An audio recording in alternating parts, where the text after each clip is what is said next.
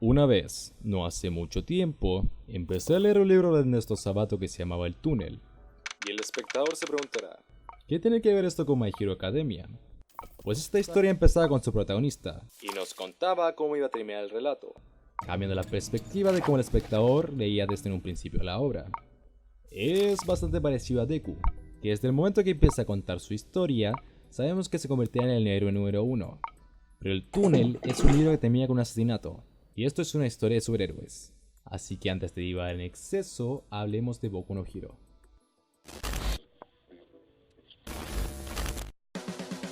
My Hero Academia es un shonen hecho y derecho, teniendo similitudes con otras series del mismo género, pero con la particularidad que este desarrolla de manera directa el concepto que conocemos como el superhéroe. Hablando de la primera temporada, qué mejor que empezar por el principio característico que tiene todo anime, el opening. The Day es el primer opening que se presenta en la primera temporada. Es sencillamente carismático y con una personalidad muy cercana a lo que quiere mostrar la serie. Y no solo porque los de Pornografía. sepan de manera exacta cómo funcionan los contrastes en la música, pero es que el propio opening es la primera temporada. De hecho, tiene todos los arcos de la serie representados. En primera instancia, vemos a Izuku Midoriya, quien es el cual persigue a su propio sueño, representado como el héroe número 1, que conocemos como All Might.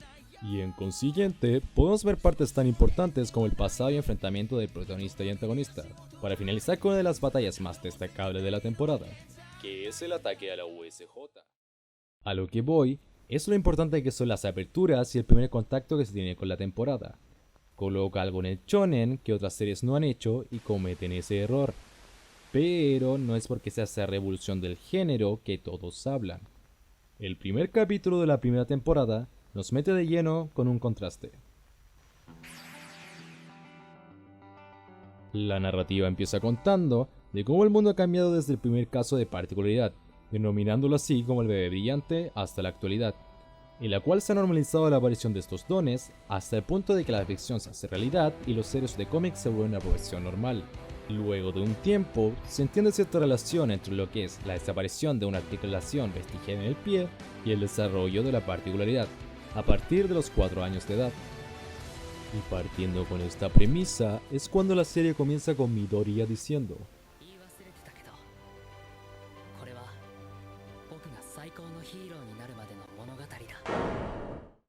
siendo uno de los puntos de inflexión que tiene el relato. Saber el final de una narrativa desde un principio cambia completamente la perspectiva inicial en cuanto uno se enfrenta a esta.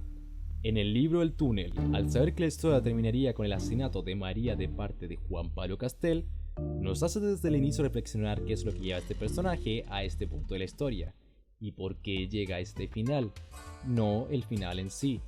Con Izuku Midoriya nos ocurre un caso bastante similar, ya que al tratar estas dos obras, el motivo y el fin del viaje, nos hace darnos cuenta que lo importante no es cómo terminar la obra, sino el recorrido que tiene esta.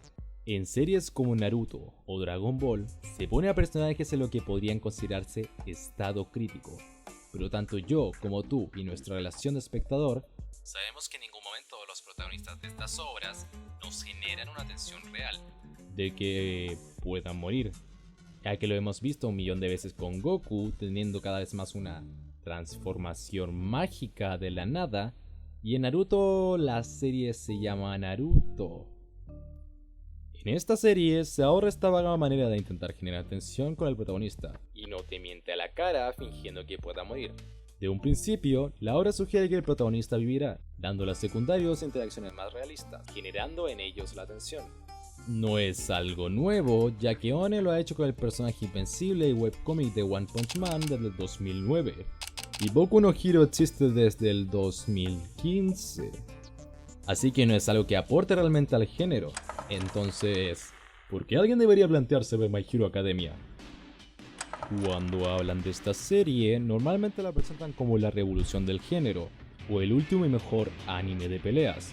Y si bien es cierto que consta de varias batallas, no es que se caractericen por tener mucho despliegue de coreografías o habilidad. La acción en Boku no Hero no está dirigida a que te asombres por una increíble animación o una espléndida complejidad de escenas, que intente volarte la puta cabeza. Los combates en realidad pecan de simples. Los primeros contactos con la temporada se caracterizan por ser una buena adaptación y muy fiel a su formato de origen, el manga. La temporada se reparte en tan solo 21 capítulos de manga divididos en 3 volúmenes, siendo el tercero incluyendo 5 capítulos de la siguiente temporada animada, y se despliegan en una cantidad bastante contundente de 13 capítulos de anime. Es una cantidad más que aceptable, ya que en comparación con otras adaptaciones como podría ser Koe no Katachi, que es una película de 2 horas y 10 que resume lo que son, les da bastante tiempo para que la serie pueda respirar y tomar las pausas que necesite. No es que haya sido necesario algún tipo de relleno, pero le permite contar la historia como se debe y con calma.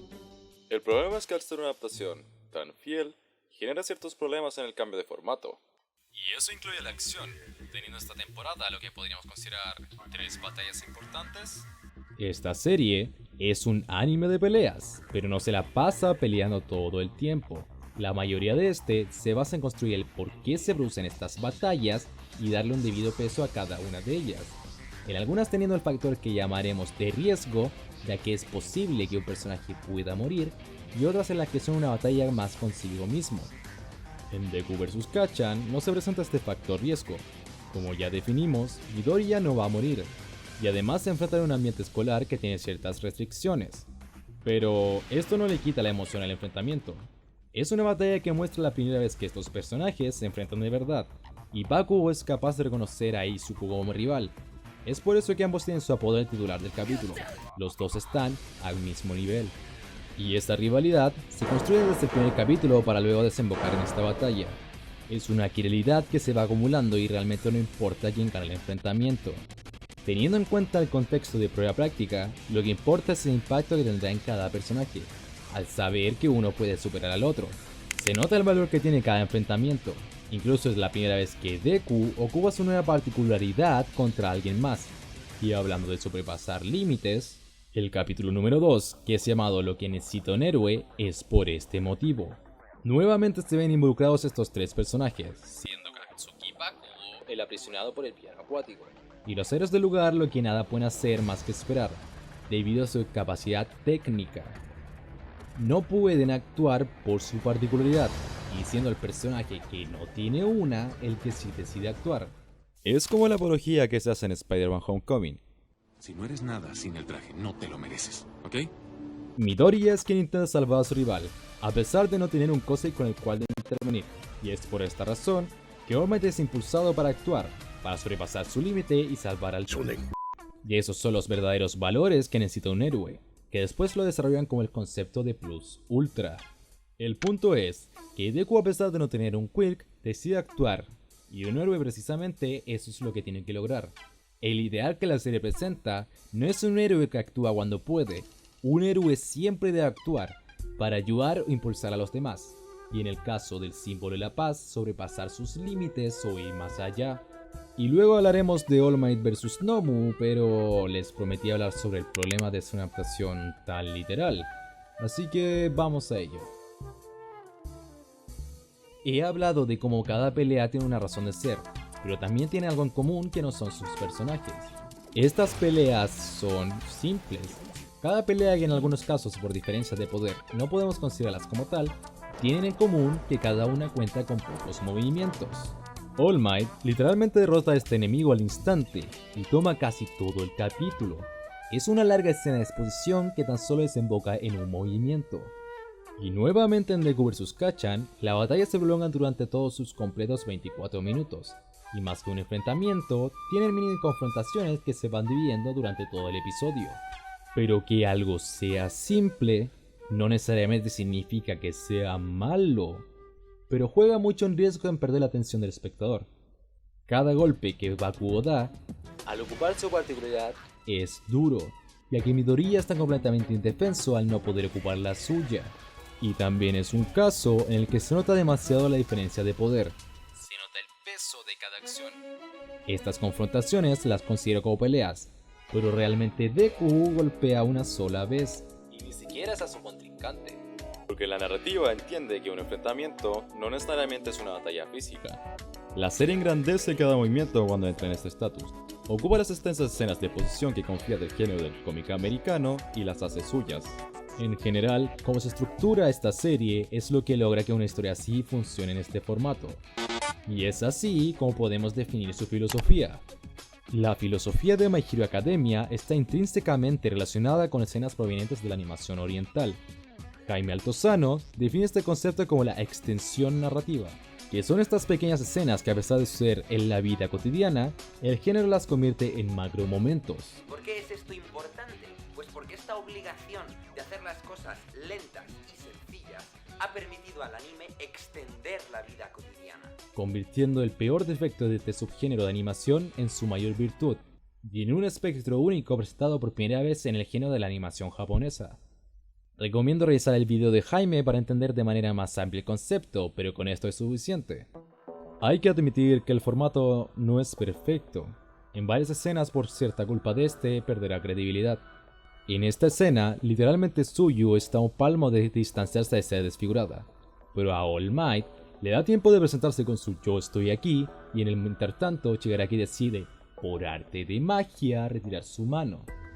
Es un caso bastante claro de salvado por la campana, pero está bastante mal llevado. Realmente Shigaraki no tiene ninguna razón para detenerse, y según su retorcida personalidad, tampoco tiene algún tipo de moral muy clarificada. Incluso podría haberlo hecho por mero capricho. La extensión narrativa logra generar esta tensión dentro del espectador, pero le quita la congruencia y peso a la escena, en este caso particular.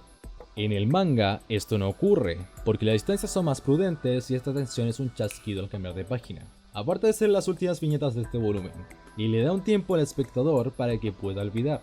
Poseerá defectos, pero a pesar de lo que se ha querido mostrar, el formato enriquece bastante a la serie, mezclando muy bien la historia con este. Y es por eso que quiero revisar la siguiente escena, que en mi punto de vista resume bastante bien la filosofía que tiene la propia narrativa. Eso sí, adelantémonos a la crisis existencial, porque ya me han escuchado un largo rato hablar sobre el concepto.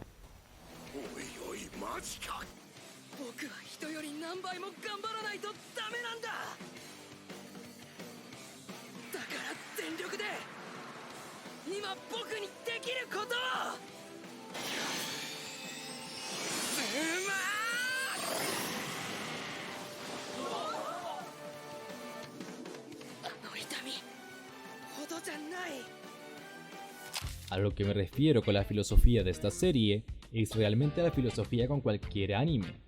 Son estos macro momentos, pero al mezclarlos con el cómic americano, funciona. Esta es una historia de héroes muy al estilo de cómics de antaño, desde una perspectiva adolescente y con elementos de anime moderno. Y esta amalgama de conceptos funciona. Porque planteémonos esto. ¿Qué ocurriría si la escena la viéramos en un ambiente más cercano a la realidad? El ejemplo más cercano que se me ocurre es el lanzamiento de disco. Y visto de esta manera no es algo muy impresionante. Y no me malinterpretes esa increíble cantidad de fans que tiene el lanzamiento de disco, pero esta escena te causa mucha más impresión e impacto. No solo por su potente banda sonora, sino al igual por su formato y despliegue en escena.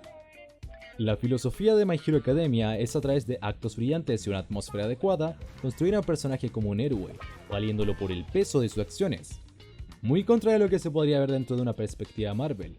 Los héroes, que bien son llegados a llamarlos por el concepto de superhéroes, como por ejemplo en Marvel, tienen que ver principalmente que a través de actos increíbles, Engrandece al personaje. tienen poderes sobrenaturales e impresionantes, al punto de que el héroe pierde o se aleja de su humanidad. En cambio en esta serie son actos que son bastante replicables dentro del mundo real.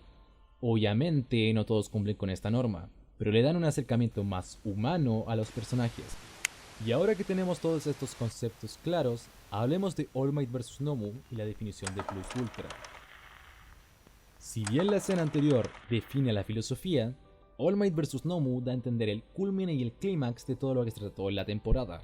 Plus Ultra es el concepto que te arrojan al final de cada capítulo, con su referente frase que dice "ve más allá", y es precisamente la conclusión que se desarrolla en este enfrentamiento. All Might ya está debilitado antes de llegar a la UA, por lo tanto ahí va una de las principales diferencias con este combate, si existe ese factor riesgo. Y por el otro lado del espectro tenemos a Nomu, una criatura misteriosa con un quirk desconocido, y es alguien que puede enfrentar algún reto para el símbolo de la paz. Ninguna de las dos caras contrarias provenientes de la misma moneda tiene un límite al enfrentar al otro. Tengan sus propias capacidades. Hay un riesgo y una tensión que juegan un papel importante, ya que estas solo las conoce el espectador y el propio Izuku. El resto de estudiantes tienen un papel que es bastante parecido al de una persona que viera este capítulo de manera individual. All Might no es invencible, aparte de estar bastante debilitado teniendo el enemigo una chance de vencer. One for All ha sido entregado a su sucesor y por lo tanto debilitado a su anterior portador. No se encuentra en una de las mayores capacidades para enfrentar a su contrincante. Aparte de que el propio Midoriya, al intentar ocupar su don heredado, no es capaz de suponerle un reto a la criatura. Y además de ser el único que conoce que el símbolo tiene una debilidad, es por eso que decide actuar salvando a All Might de cierta manera. Marcando la diferencia con las batallas anteriores, este enfrentamiento pasa de tener 5 golpes a cientos de movimientos. El símbolo sobrepasa su escaso tiempo de acción y decide actuar para salvar a los estudiantes. Al punto de que al terminar la batalla, este personaje ya no se puede mover, y esta es la diferencia directa de Plus Ultra. Sobrepasar sus límites con tal de ayudar a los demás es la definición que todo héroe debe alcanzar. Quizás los estudiantes no estaban preparados para ese ambiente que se enfrenta a un profesional, pero cada uno en cierto modo logró luchar para ir más allá de lo que podían imaginar. All Might da esta retroalimentación porque confía en que cada estudiante de la clase A tiene madera para convertirse en un profesional. My Hero Academia es bastante más amigable para gente que no está metida en el mundillo de la animación oriental. No tiene lo que popularmente llamamos como fanservice, o por lo menos no es el foco principal. Tendrá esos típicos grititos agudos, pero no es tan extravagante como JoJo's. Eso sí, tiene un elemento principal bastante bien trabajado. Continúa en la parte 2.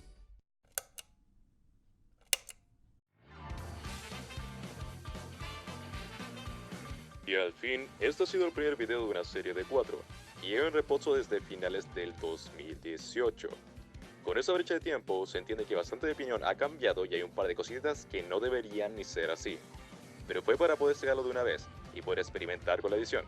La siguiente parte, que no necesariamente es el siguiente video, tratará sobre analizar los modelos de personalidad de los personajes a través de la psicología de familias de Fritz Riemann. Y tal como debería decir, cada parte se puede ver de manera individual, pero en conjunto forman un video más grande. Lo he hecho así para no verme limitado por un rango de tiempo de un solo video, ya que estos 4 videos tratan principalmente solo lo que recubre la primera temporada. Después separaré en siguientes partes los diferentes arcos de la serie.